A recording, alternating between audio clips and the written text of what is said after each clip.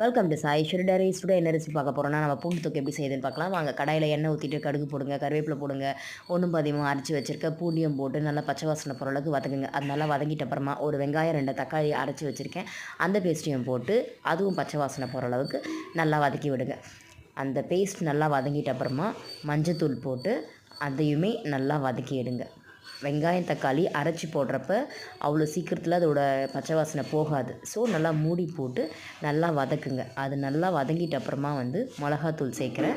ஒரு 2 ஸ்பூன் தான் நான் சேர்த்துருக்கேன். நீங்கள் உங்கள் காரத்துக்கு ஏற்ப சில்லி பவுடர் ஆட் பண்ணிக்கோங்க. அதையும் நல்லா ஆட் பண்ணிட்ட அப்புறமா ஒரு சின்ன நெல்லிக்காய் சைஸ் அளவுக்கு புளி கரைச்சி வச்சுருக்கேன், அதையும் போட்டு உப்பு போட்டுட்டு 2 நிமிஷம் நல்லா கொதிச்சிட்ட அப்புறமா சூடான ரைஸோடு சர்வ் பண்ணுங்கள். இறக்குறதுக்கு முன்னாடி நாட்டு சக்கரை போட்டு இறக்கிடுங்க.